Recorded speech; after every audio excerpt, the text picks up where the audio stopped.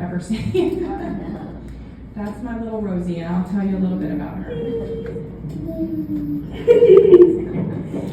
So, my husband Jay is right back there. Hey, Jay. And Jay and I got married in '97.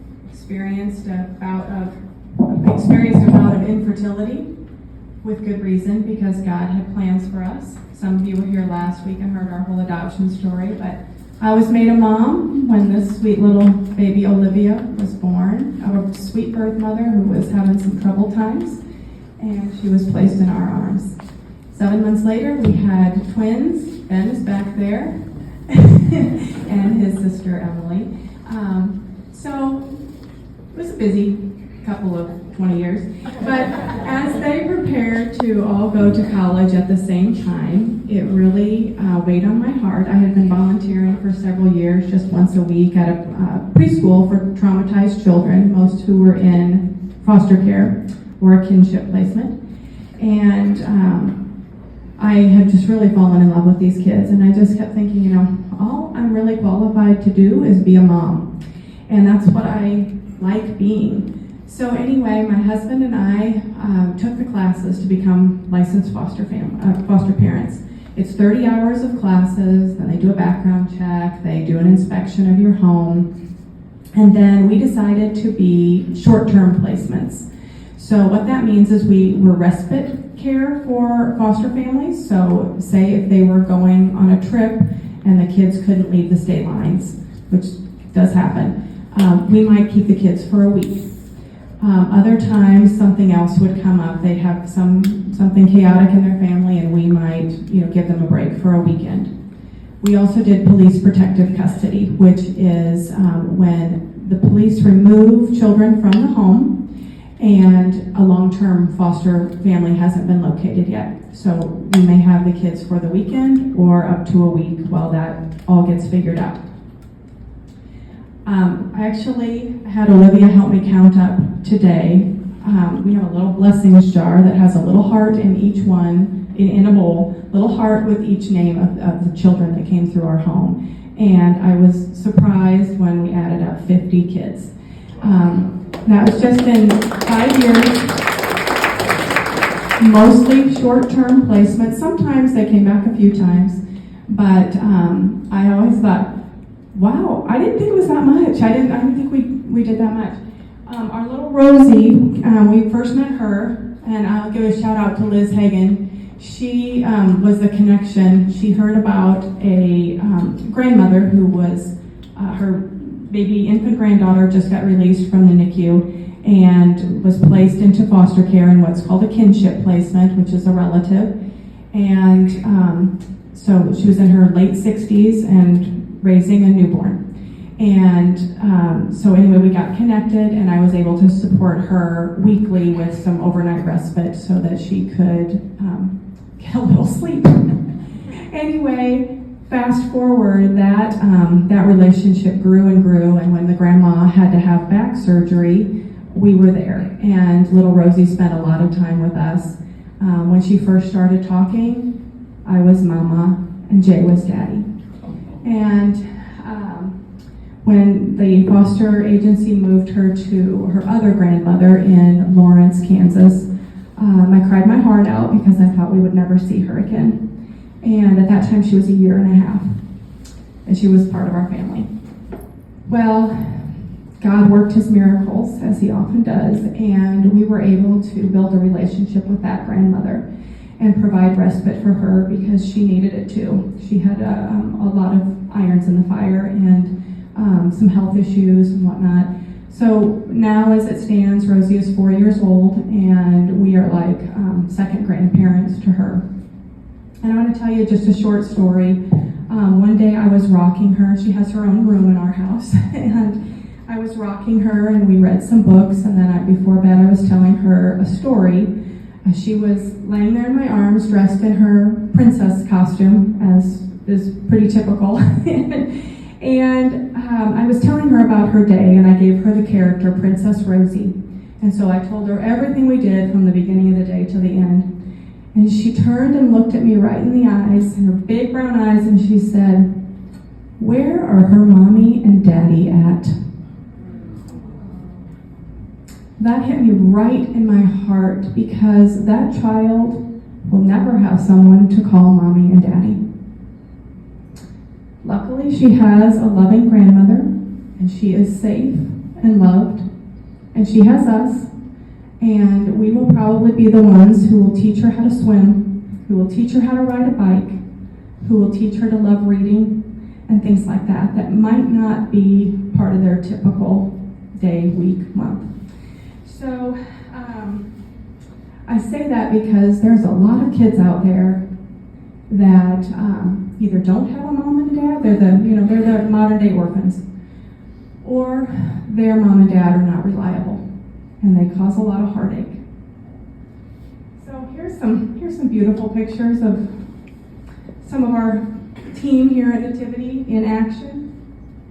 Love that we do the Christmas party every year for KBC's foster families. Sorry, I need to get back on track because Rosie derailed me. Okay, so back to the stats. No, it's mission first. Oh, mission. Here's one here about my mission. Okay,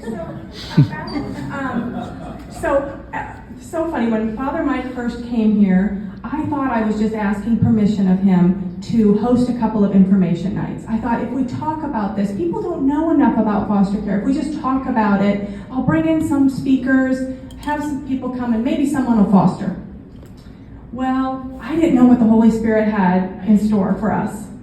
But the Holy Spirit kept saying, and you can do this, and you can do that, and you can do this. And with all this support at our amazing parish, this has grown beyond anything that I could have ever dreamed of. And you'll hear from several people who were involved, and how each person doing a piece has made this what it is.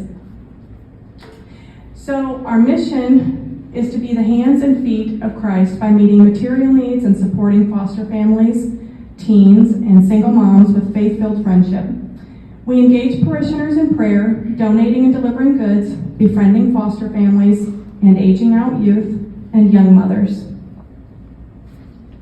This is also part of the Archdiocesan task force that started about 2019, and there are several parishes, about 5 now, that have some sort of a foster care ministry. Ours, I will say, encompasses, I think, the most. And we have recently, in the last year, wrapped in Walking with Moms, which is another national Catholic program. But because we're right here next to Two Lines Pregnancy Center, and we're already reaching out to the community, providing goods, and meeting people face-to-face, and extending friendship, we thought, really, it's what we're already doing, to bring the moms in. So that's why you might be a little confused that last week we talked about Walking with Moms. This week we're talking about foster care, but it really is the same group. And I will say that several of our committee are right here. Liz Hagan was one of the first people on the committee. Kathy Anderson, I think, is here. She was with us from the very beginning. Ellen Brown is here, Emily Erkman, Monica Andrioli. If I'm forgetting anybody, wave at me. But we've got a good core committee that really analyzes everything, plans everything, and then we have a response team, which is kind of a second tier that actually helps us every week delivering items and such. So first, I just want to go back and explain that there is a huge foster care crisis. There's 500,000 kids in the United States in foster care. In Kansas, over 8,000. Right here in Johnson County, over 500. And each one of these numbers has a heart, a soul, and a name. How did they get in foster care? Well, I'll tell you, it's not as easy as you would think.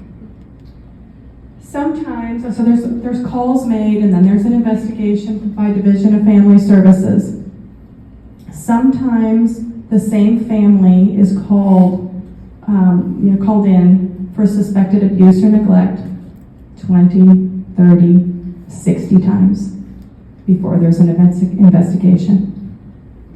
Never hesitate to call if you suspect abuse or neglect, because I can almost guarantee you it's not going to be your call that's going to get a child removed. I mean, it's going to go in the file. First thing that the investigator will do is say, can this family be preserved? And they might be able to give them some family preservation services. They might even assign them a caseworker that'll check in on them periodically. If that doesn't work, it might escalate to removing the kids from the home. The other way that they come into care is if the police are called for, say, an example would be in a domestic violence situation. The police show up and they find that the children are in terrible living conditions or unsafe or obviously abused or neglected. They will come into care right then. And then it's determined whether they have any kinship, they have any family that might be able to take them. And then they go to non-kinship, so they may not have family that's able to, but then is there a teacher? Is there a neighbor? Is there somebody who knows this child? If no kinship and no non-related kinship, then licensed foster care family is located. And I told you a little bit about how people become licensed. I want to show you a couple of foster families because sometimes it's hard to picture what does a foster family look like.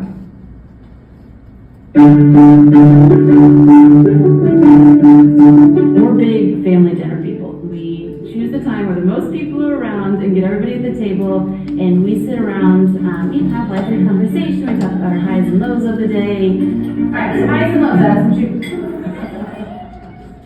Dear Lord, thank you for this day. Thank you for this food. Please let us all have a wonderful day tomorrow as we start our summer, and let us just have an amazing week. Amen. Probably about 10 years ago, I feel like I got a calling from God, talking to me, telling me this is what we need to do. I went to my husband and I said, hey, have you ever thought about foster care? Nope. Okay, sounds good. Kind of moved on moved on the day, and then, God would talk a little bit more, and I'd go back. Have you looked into foster care? No. Multiple times, had no desire. Only one time, I succumbed. That's how we started. We went through the classes, and then we decided, okay, we'll go forward. I think we've had 48. I don't know. I'm not big on numbers. I love it. I mean, there's obviously challenging times, but every kid brings their own special, unique gifts and talents into the home. Most of these kids just want a little structure and normality in their life. I've learned something from every single one of them. Definitely compassion, generosity, love, patience. That's the biggest thing. If you can just provide them that safe space, listen to them, I try to be a part of their lives the best that I can. It Mr. Brent really helps with becoming a man, so one day I can father children of my own, life lessons and stuff. These kids just need that love that somebody's going to show for them. Let's go play football.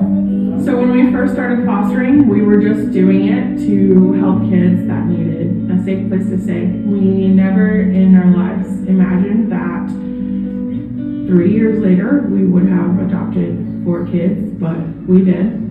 First and foremost, it's a God thing, and knowing that He doesn't make mistakes, and that this isn't my plan. It's His. Jesus, take the wheel, right? I just work here, man. You know what I mean? We had never even been parents before, and so we were very afraid of the stereotypical horrible behaviors, being unable to attach with them. Our very first placement ever, he was an angel. He was the sweetest, cutest little boy.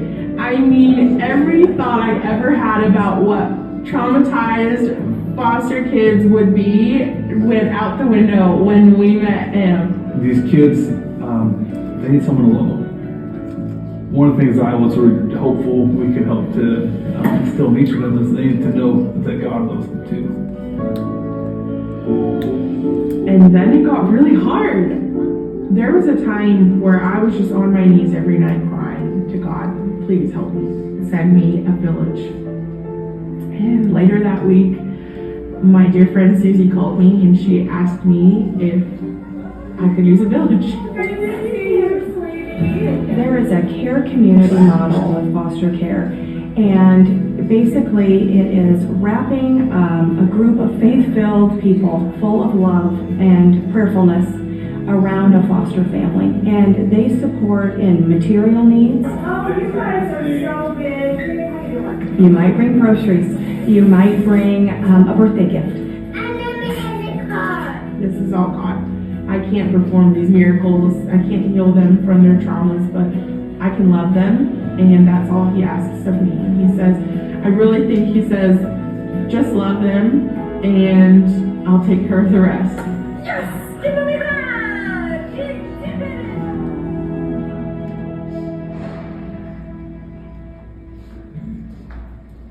So, the first family that you saw is the Larsons, and I want to have Steve and Elizabeth Smith come up and tell a little bit about supporting them with a care team. So you guys can come on up. I first met Melissa and Brent. It was the first respite care that we did. We took 3 children, 7 to 12, for a week while they were out of town. And their little one, little boy, 7 years old, he said to me one morning, really chaotic morning, trying to get them off to school, and I was making breakfast and making lunches and dealing with their sibling bickering, and he said, Susie, when I get old and go to heaven, I'm going to find you and give you a big hug. Well, I know that was Jesus talking and trying to calm me down. Alright. Hello.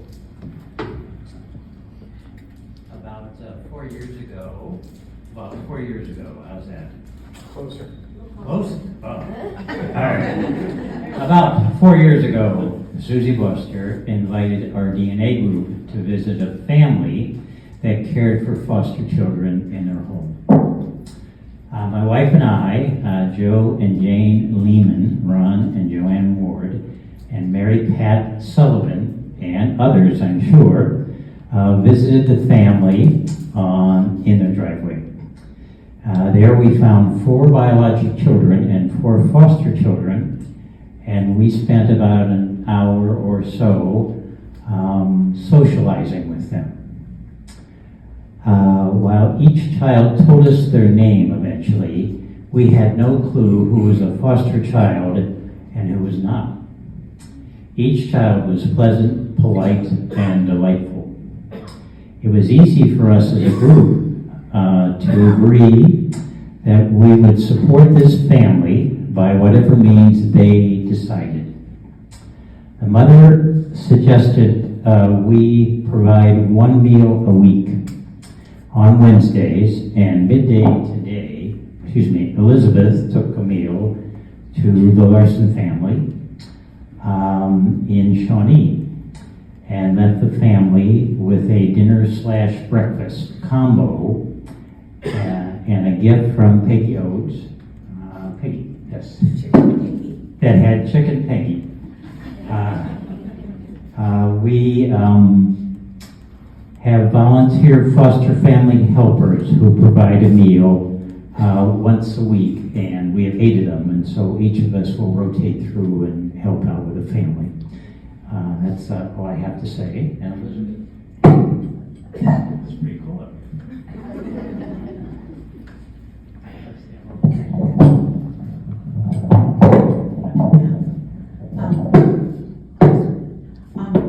I just love this family. They are so amazing. And today I was telling Melissa that Steve was going to speak, and she says, "Oh, I hope Susie records it because I can't wait to hear what Steve says." So I said, "I don't know if she's going to do that," but I said to her, she said, "What would you say?" And I said, "Well, when I grow up, I want to be just like you," because she doesn't sweat any small stuff. She is just so cool. We worry about all of this stuff, you know. She tells me, and I sort of parroted back some stories that she had told me, like, one of her foster kids was being videotaped at the pool by a mom who was angry with something she said or did, and Melissa said, "Did you hit her?" And the girl said no, and she said, "Great." So, it's like, that's Melissa, and she is just so amazing, and she has just brought such joy to our lives and such perspective, because we're always sweating the small stuff. And I just have to tell you, they are not Catholic, but they send their kids to St. James. And they have adopted one of the foster boys. He and their oldest biologic child, Addison, have announced they're both, she's a senior at St. James and he's a freshman. They have both announced that they are going through it's not our CIA anymore, but they are going to convert to Catholicism. And I just have goosebumps, that's just so cool.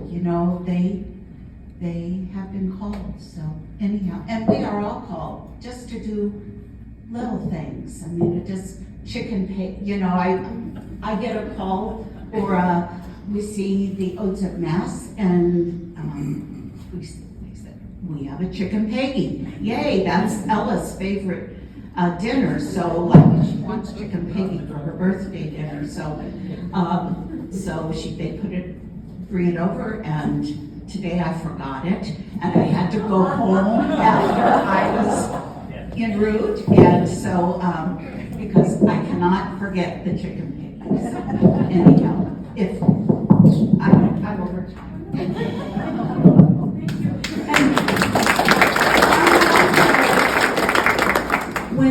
When they started, I said, "Can you commit to a year of weekly meals?" And they said, "Sure." And after a year, I said, "Your year is up. Do you want to ask the team?" He said, "Sure, I'll ask, but I'm sure we're going to continue." That was 4 years ago. Every week, meals all the way to Shawnee. And that's incredible. And they have seen many sibling sets. The Larsons take sibling sets. They have seen many sibling sets go through their home. Some get reunited, some age out of the system, blah, blah, blah, yada, yada. There's always a story. But they also share their prayer requests with this team, who is always praying for them. And that matters. That really matters. I wanted to tell you about, now the Kay family, we supported for 2 or 3 years, and Kathy was part of that team. Charlie, you were part of that team. They have moved way up north.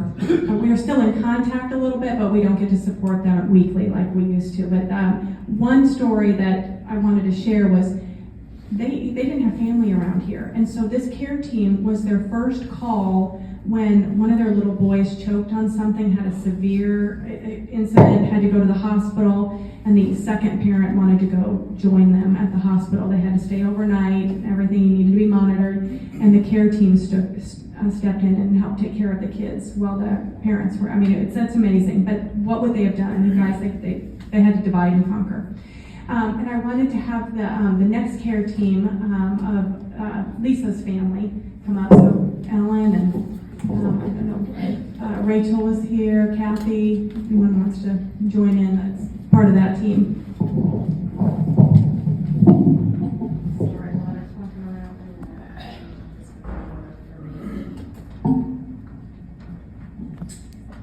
Okay, can you guys hear me?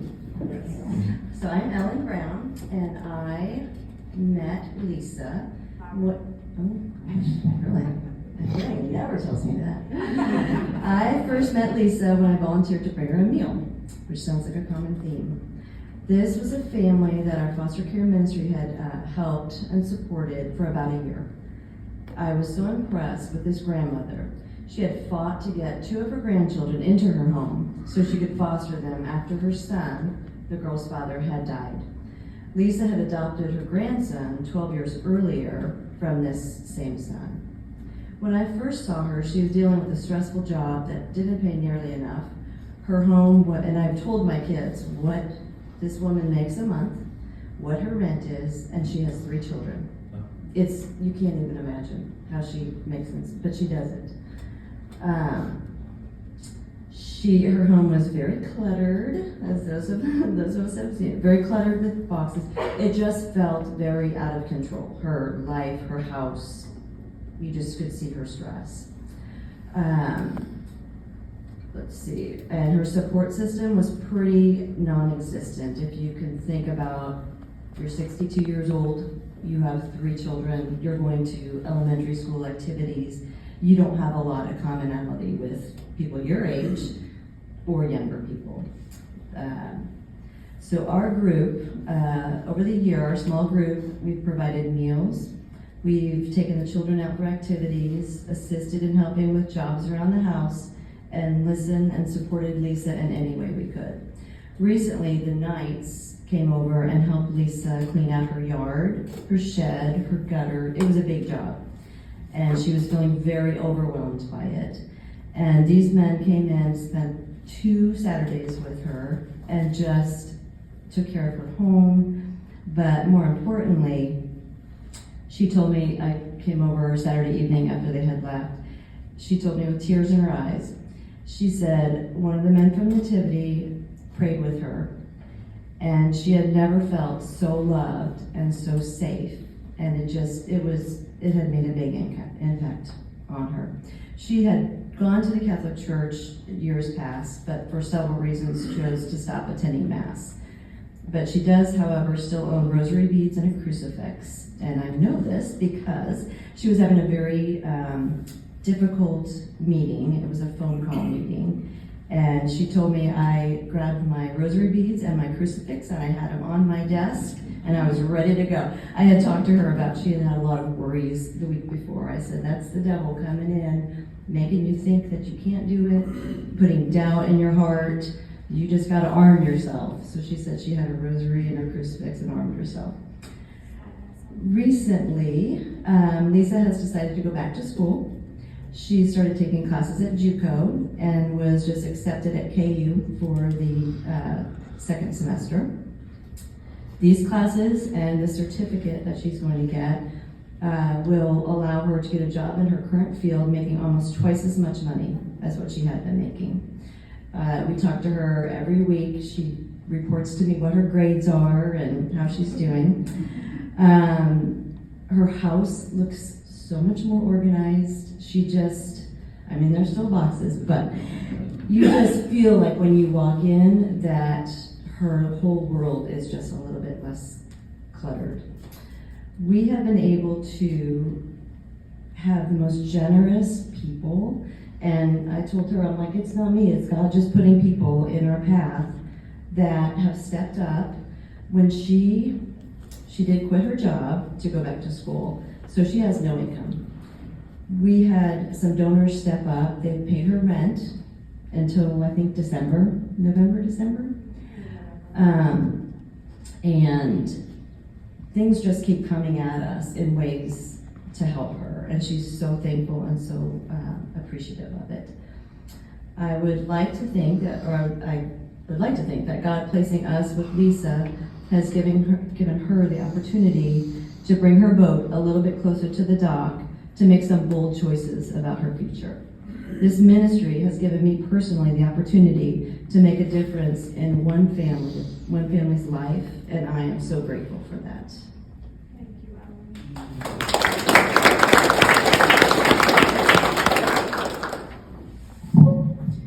Hi, I'm Kathy Anderson. I've known Lisa for a year.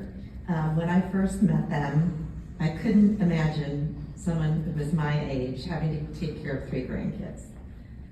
For reference, I retired 2 years ago. Lisa was still working full-time when she took these 3 grandkids who had no parents to speak of. I'm going to talk about the kids a bit, because interacting with them is what is most rewarding to me personally. The oldest is a high school boy who Ellen mentioned came to Lisa when he was quite little, but the 2 little girls just came last fall, and they had seen a lot before their dad, Lisa's son, passed away. And then the tragedy of losing him in their home was followed by more chaos and a very bad experience at their placement, their dad. Lisa rescued those girls from that placement. It's been very challenging for her. So to see the kids there after a year, a year later is a wonderful thing. The siblings are close and they're together in the home that cares for them. So we have to help in any way possible to ensure Lisa is able to continue caring for them. Those kids need to be there. And these are 3 wonderful kids. The high school freshman loves football, and his sister's super sweet with them. Polite, funny. Then there's the, I think, 8-year-old. She is personable, smart, determined. There's a 7-year-old, goofy, fun-loving, and all 3 are adorable. Lisa typically requests more help with the girls because they're younger. And we do crafts when you bring dinner.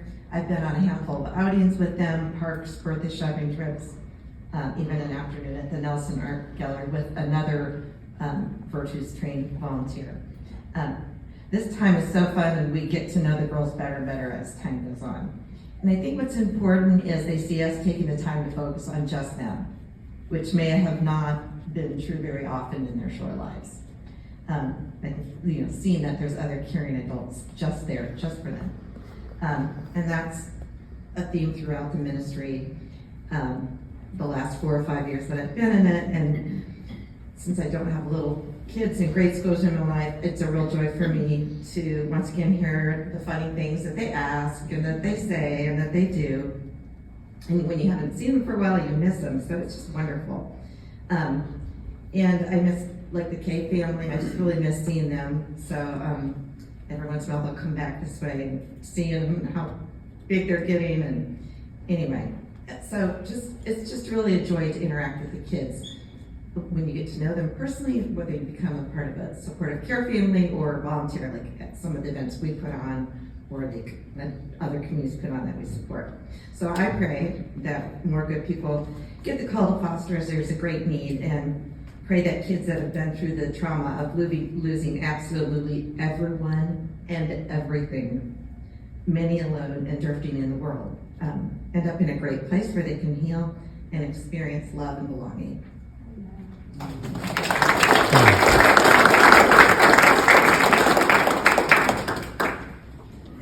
Very good example of being the village. A lot of foster families only make it 1 year and then they quit because it's so hard. So not only is it hard to add mouths to feed, right? But the kids come in with a lot of trauma. And it takes a lot of energy, a lot of love, and it takes Jesus to heal them. So in addition to all of the, just dealing with the kids and the needs that they have individually, they also add to their schedule caseworker visits, therapy visits, school visits. The kids are often a couple years behind in school. Academically and socially, they're behind. And then they have visits with their biological families, so that's often weekly. There's just a lot of running around, in addition to opening your home to the caseworkers and inspecting your home and all that on a regular basis. So what we're doing is stepping in and being the gap, right? We're being the village that helps support them and encourage the foster families. Hey, we see you. We see what you're doing. You're amazing. We'll pray for you. Can we do this one little thing to take something off your plate? I want to give another, it's not technically a care community, but this is such a beautiful way that Nativity parishioners banded together to make a huge impact to another foster grandma who will be raising 4 kids in her 70s. So Bill, Peggy, Robert, come on up.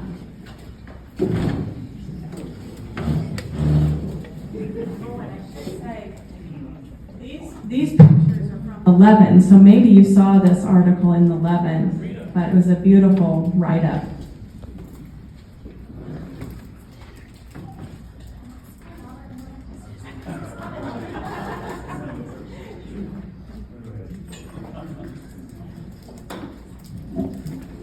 Susie, thank you so much for giving us an opportunity to share with you the story of Marilyn Lynch. my across the street neighbor. You know, on a good day, I could have putted a ball from our yard to her yard, but I had to go across 52nd Street. And she, being our classmate, Peggy asked me out back in the 3rd grade, so we ended up getting married. We went to visitation together with her, and then Marilyn went on to high school at St. Teresa's Academy with Peggy. And just to set the record straight, Chicken Peggy is what our kids named this incredible dish that Peggy makes. It's been renamed now Chicken Mimi. All the grandkids, they really love her Chicken Mimi. So Marilyn, you want to talk? Just that Marilyn, we kind of lost track of each other, and then we found out just 3 or 4 years ago, that Marilyn was raising her 4 grandchildren at age 72. Her daughter was killed in a car accident, and she had 4 little children, and a year later, her daughter's husband died of an asthma attack. And so the children were without parents. Marilyn went up to Michigan. They lived in Michigan. They're in the Michigan foster care They program. were in the foster care program. They were put there by the state. So she went up to Michigan and she got the kids and brought them back here, and she is raising them. And we're 75, she is also 75. She has a 15, 13, 11, and 9. Boy, boy, girl, girl. But And she's had them for 3 years, so it started out with a little 7-year-old, and trauma, lots of trauma for these kids. They've been through a lot of very tough times. So we got more information about her as classmates, and there was a fundraiser. Marilyn's career had been as an actress here in the Kansas City area, doing local acting, and her group put on a fundraiser. And we shared the information. Our class, our visitation class of 64, got together with a fundraiser, as the STA, the original STA, classmates put together a fundraiser, because she had a contractor who was going to do a no-labor build out of the basement with the 570 square feet of concrete and walls. Put it into a couple of bedrooms, a bathroom, closets, and a little family area, a little TV area. Well, the money was raised, and he started a little bit, and he quit, and he started a little bit, and he quit, and this went on for like 2 years plus. And we were staying in touch with her and having lunch and being just supportive as we thought we could. And she said, "Bill, I'm giving up. This guy, he's not going to show." And I said, "Well, I've got some contractor buddies. Let me see what I can do." And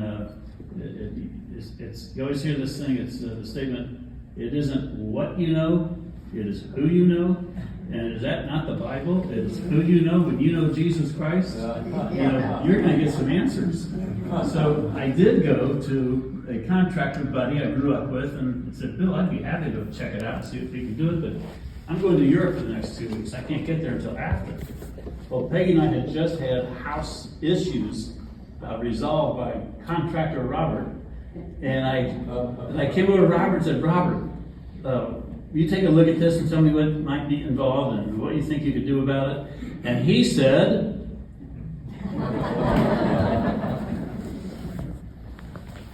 Well, it's interesting, the project.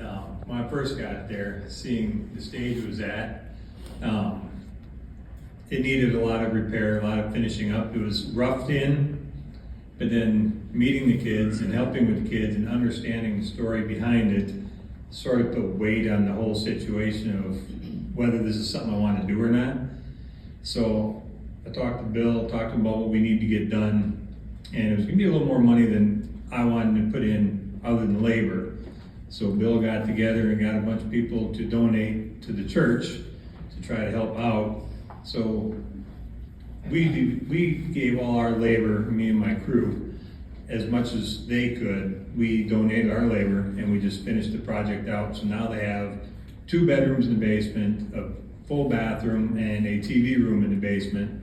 And they were both crammed in 1 bedroom upstairs, and the girls were in their own bedroom upstairs, all crammed 1 bathroom upstairs. So you can imagine the tense living situation with 2 bedrooms and 1 bathroom with 5 of them in one house, especially with Michael over here on the left, or your right. He's old enough, he wants a place of his own no matter what. So to have his own bedroom, and now both girls have their own bedroom upstairs. Grandma's finally got her privacy, and they've got a back room and a front living room so they can all separate and do their own thing, not be stepping on each other. And Robert, how big is the house? The house itself is 900 square feet on the main floor. So we added 820 square feet of living space, because she has a laundry room downstairs, which takes up some of that, but we filled out all the rest of it. So we had to cut the foundation wall out, put some egress windows in, so for fire escape reasons, and bring everything up to code. But Bill decided he wanted to take these 2 boys out to see a baseball game. So I'll let him fill in on that part. You saw someplace tonight, or maybe reading the article in 11 about the social aspect of the foster kids. I called Marilyn one day and said, how about taking the boys to a Royals game? And she said, oh, Bill, I don't know if they'd like that or they wouldn't like it. They've never been to any kind of a major sporting event of any kind, basketball, baseball, soccer, anything. So, well, let's give it a try. Get them a couple of baseball caps and get Robert, and we'll go take him to a game. She said, well, just be aware that Michael does not like baseball hats. He doesn't wear a hat anytime, anywhere. And I said, that's fine. We can figure that out.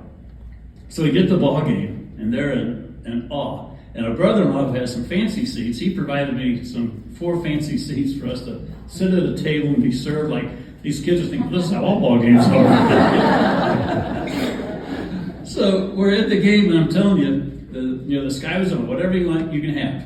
Well, these guys ate and drank popcorn, peanuts, hot dogs, those little ice cream pops. I mean, until they were sick. It was so much fun for us to see them and to enjoy it. And Robert told me that post the game, I've been back over at Marilyn's house, that Michael will not quit wearing his hat. He really likes his hat.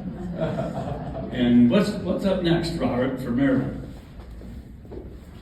Well, just to help out, she asked me after we finished the basement, she had other projects in the house, but we wanted to get the foundation and all that fixed and the basement done so at least the kids get their own space.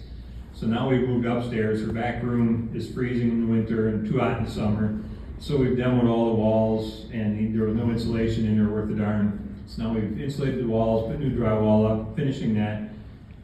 And then while we're there, of course, she has 50 other things. We look at this, we look at this. So while we're there, we're fixing ceiling fans, and fixing electrical problems, But it's a never-ending story, and I figure that's what I'm here for. It's a never-ending story, and there's never-ending fixes.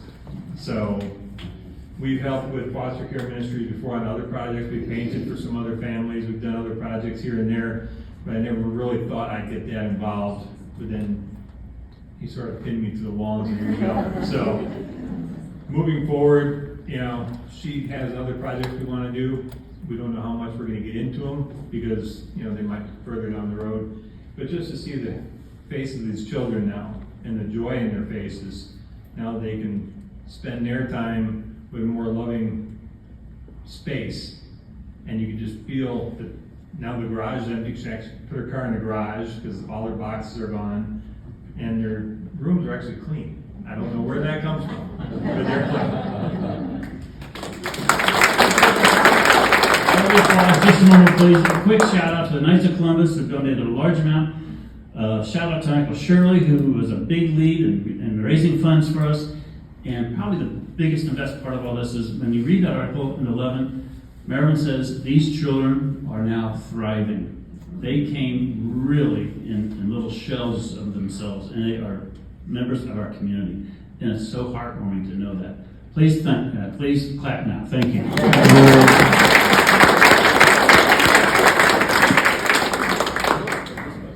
I just need to add that Susie has been involved with Marilyn in such a beautiful way. Even though Marilyn is the grandma, not the foster mother, Susie has helped her get introduced to different people that will help the children with, because they all have special needs. In fact, 2 of the children have autism, and one of the children has dyslexia. I mean, they have a lot, and she has helped her all along the way. So much love.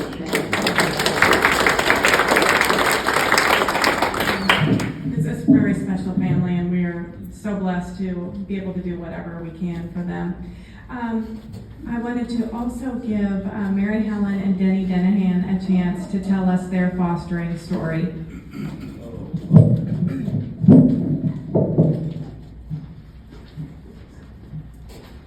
Mary Helen's going to handle most of it.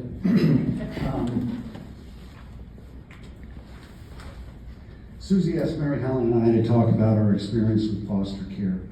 We started receiving foster care kiddos into our house 32 years ago. We did it for over 12 years, 92 to 04. Starting when our oldest daughter was 13 and our youngest son was 4. During those years, we had over 50 children in our home. Now, we did emergency and respite care, which is 3 months or less, and the average stay was probably about 2 months. Because Mary Helen was a nurse at the time, we took a lot of at-risk kids, crack babies, and those with physically and developmentally challenged. Now, Mary Helen's going to share a special story with you. But one final point I'd like to make is how wonderful the experience was for our 4 kids. I think that sharing our home with these kids from all different difficult situations helped shape them into what they become today. Hello, Ruby Elizabeth and Holden. Well, it was, I'm going to take 5 minutes because I want to, it was really different for us when we did foster care. We didn't really have anybody bringing us meals, anybody helping take the kids anywhere. We were really by ourselves. So it's beautiful that it's become such a community and there's such a wide support.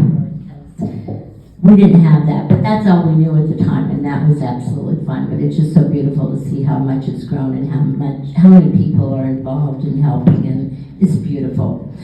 So anyway, when we started, I really felt God was calling us to do foster care.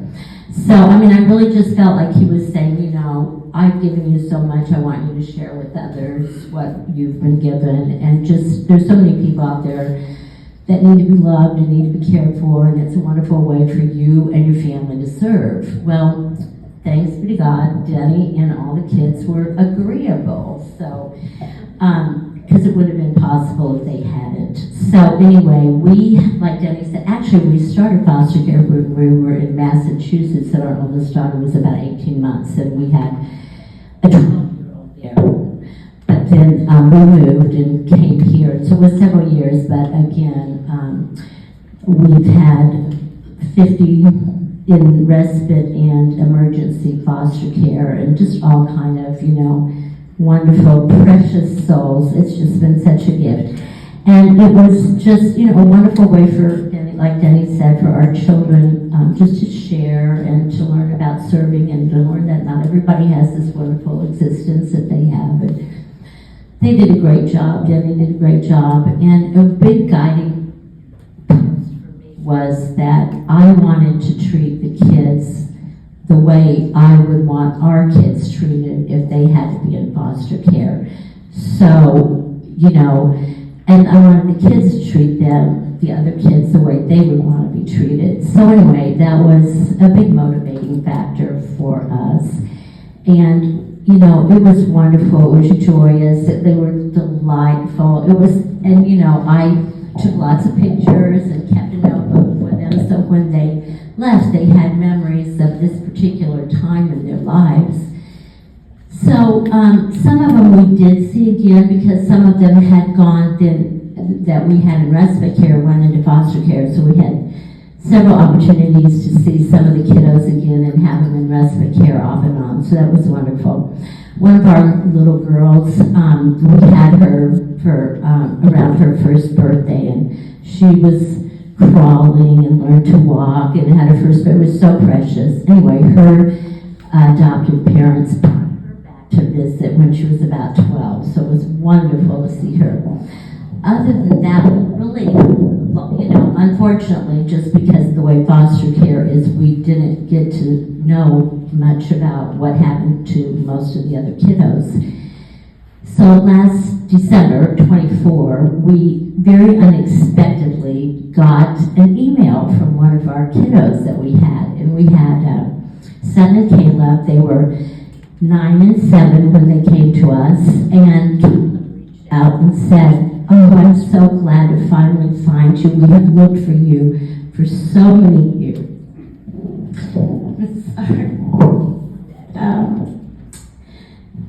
I'm sorry. He said, so this was on December 18th, and he said, 2 nights ago, I spent dreaming about your family. He said, and Dennis told me in my dream what your last name was, because neither Seth or I could remember your last name. So he said, I woke up and I was so excited I could remember everything about the dream except your last name. So he said he and Seth started a Mary Helen search, all the Mary Helens in the Kansas City area, and then he was thrilled. And he's sent a really long email with many of the pictures that we had sent. And he said, this picture reminds me of this, and this picture reminds me of that. And he talked about each of the kids. And for those that do foster care, I just want to tell you how you just don't ever realize the effect that you're having. So he said, we loved Erin. She was so great with us, and she spent so much time, and it's because of her that I love art and drawing, because she used to do so many projects with us. And we loved Erin, we loved Jackie and Ryan, and they were our best friends, and we just, idolized Ryan, and we wanted to get buzz cuts, so you let us get buzz cuts. And Mike was probably 16 at the time, and jammed with some friends. We had drum sets in the house, so we always got the group in our house. They said, oh, Mike would let us play drums, and we'd make up funny songs, and it was just precious, the things that he remembered. But Seth turned 10 while he was with us, so we celebrated his birthday, but Caleb was born in November and would be leaving before he got to celebrate his birthday, and he said he was feeling really sad and left out. And lo and behold, we ended up having a little surprise 8th birthday party left. And he said, I remember making the cake with you, and he said it was a marble cake, and you showed me how to run the knife through the cake batter, and it was so cool. Oh my God, and I love the Power Rangers, and you had Power Ranger themes, and just swimming lessons, and he was so proud of himself that he could learn to swim the length of the pool, because all he could do was doggy paddle before. And just on, and it was just like, I was like bawling, because you just don't know. I mean, that he remembered swirling a knife in a cake and making a marble cake was just, it was so precious and so dear. And Seth said they were in 6 years, they were in many different foster homes, but he said it taught me, that their life was horrible. And every time they got to go to foster care, they were so relieved and so glad. But he said, being at your house was like the highlight of my childhood. And it was just like, honest. So anyway, you just don't know the impact that you're having on these sweet, precious lives. And so anyway, kudos to all of you who do that.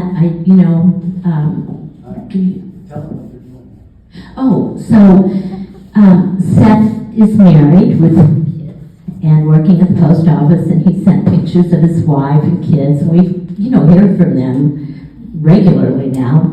And Caleb's a captain in the armed forces. So they're both thriving, and praise God. And, so anyway, I just wanted to share that. So, and Susie and Jay, thank you for all that you can do. And everybody on the committee, you do great.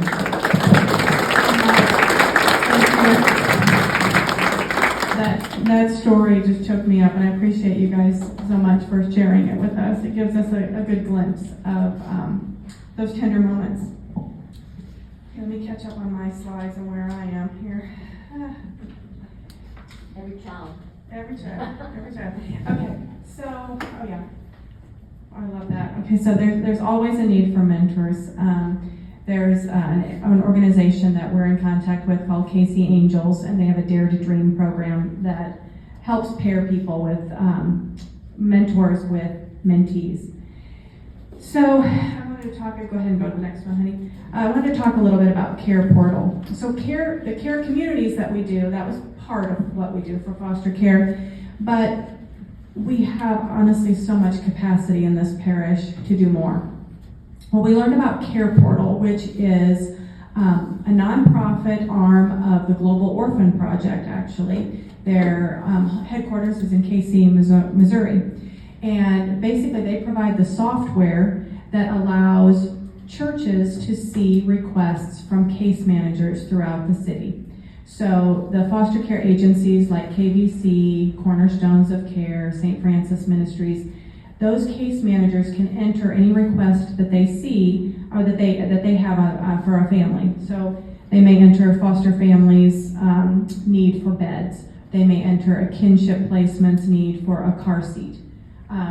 Beds and car seats are top on the list. But we also find that there are biological families that are struggling, so that kind of prevention arm, so the kids would be in foster care if they don't get support. So you might find needs there for the foster family to pay a utility bill. It might be for bedding or a dresser, something like that. And then we also meet aging out teens that way. We see a caseworker's request for, we've helped furnish an apartment for a young man who was aging out of care and needed several items. And when Nativity shows up, we say, I see you might need a this. I see you might need a that. And we get more of the story from them, and we show up again, and we provide. We also have seen Care Portal requests from Two Lines Pregnancy Center, which is right down the road, and that's why we extended our outreach to include Walking with Moms, because the pregnant young moms often, guess what, come from foster care system.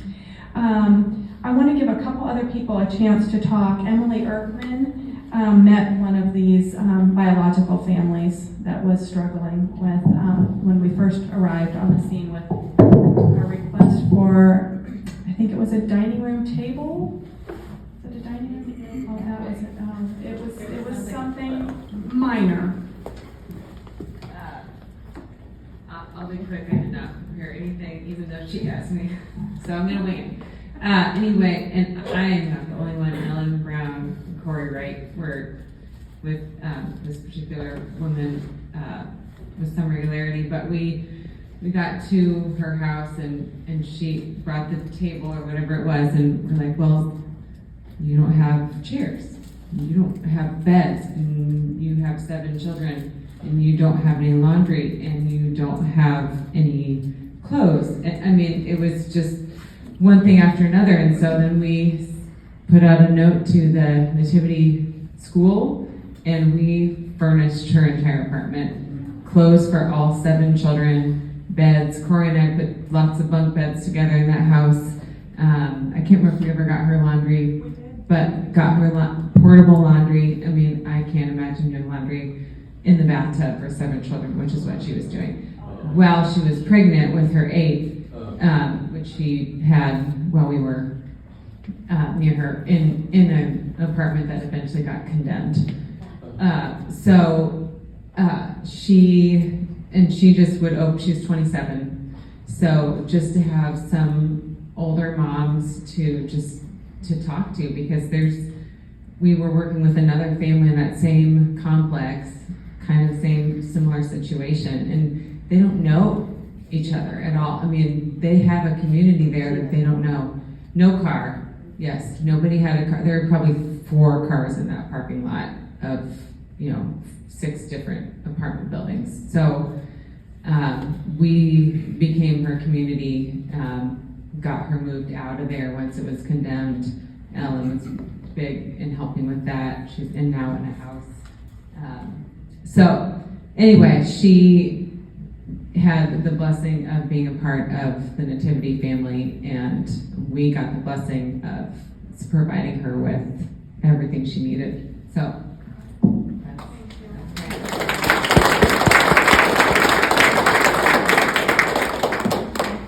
particular scenario was eye-opening for all of us who were involved.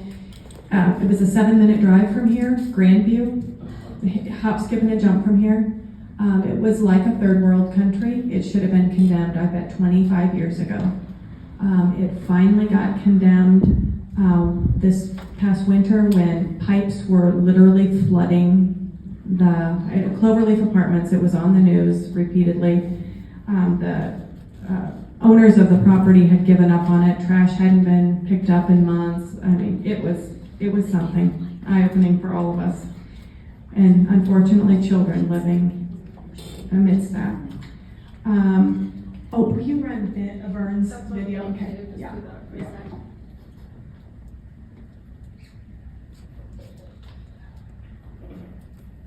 Hey Susie, just wanted to pop in here and say how much it's meant to me to be involved in the foster care ministry. I think being involved in the ministry is just a good opportunity to get face to face with people in need in our community. Being that we move, lots of things like beds and furniture to people that need it. I mean, it really kind of touches your heart when you are putting a bed together for a little boy who's 4 years old, and he looks at you while you're doing it and says, "I'm so excited to have this bed. I've never had a bed before."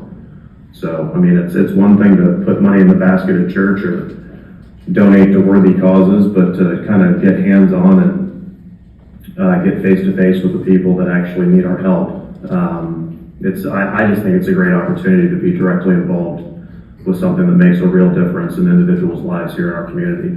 Thanks a lot for letting me. I am Vern's #1 fan because Vern has a very big truck and he says yes all the time in a trailer.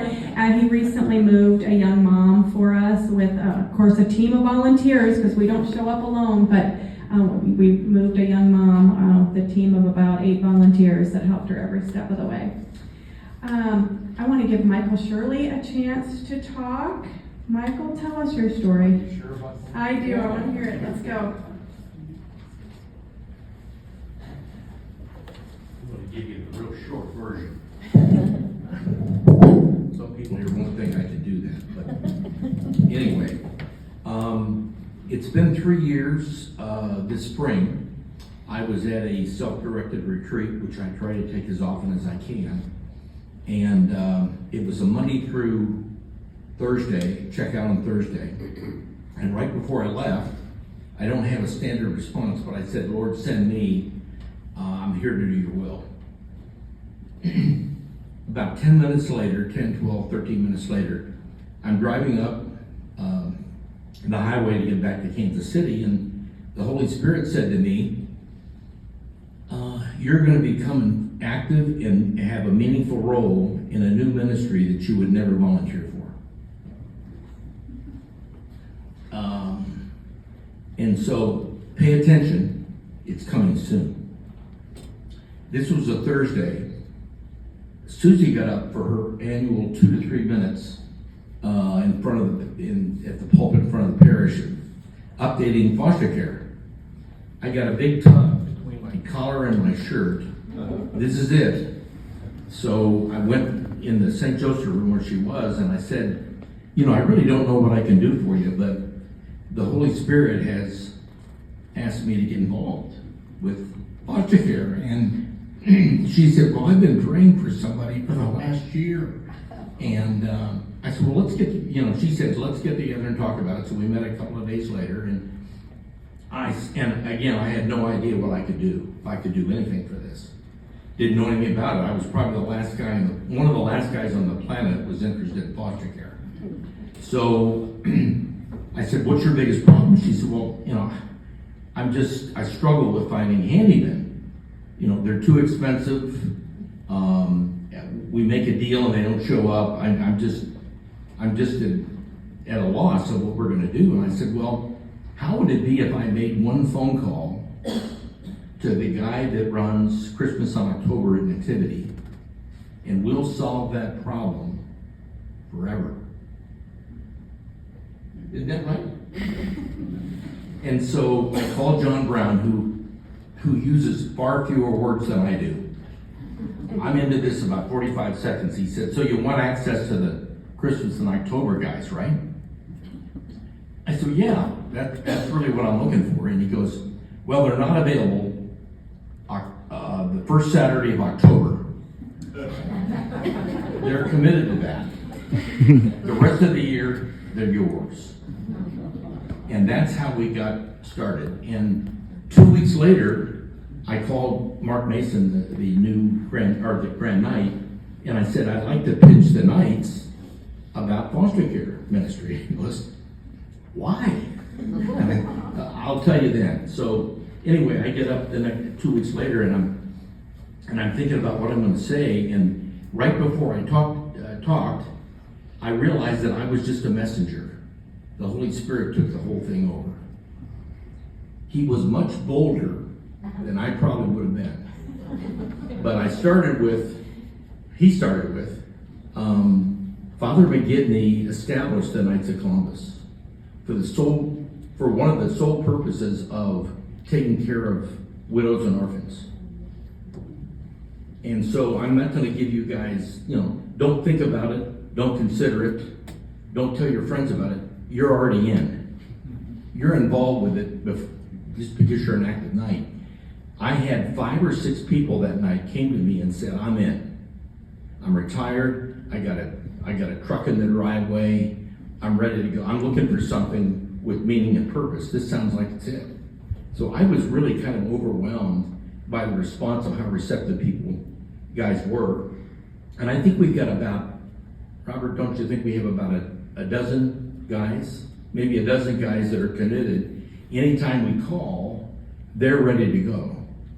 So being in the business I was in, consulting, I knew something about research. So I did some research about this. And it sounds more impressive than it is, but I researched from Denver to Cincinnati and from Chicago to Dallas about how many Catholic parishes had men committed to a foster care ministry. I found one. This one. Now, to put that in perspective, there's not nearly enough Catholic parishes that have foster care ministries. It's mostly led by Protestants, but this has been such a great experience, and I'm just privileged to be a part of it. And I'm delighted that I didn't follow Susie tonight talking. That's not what you want to do. So anyway, is that good?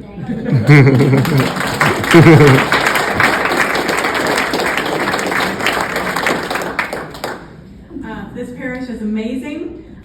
The Knights, the Women of Young Children, which is now Families of Young Children, the whole PTO. I mean, every group has gotten involved. The DNA groups have come forward to do what they can. I mean, it's really amazing. God is truly at work here.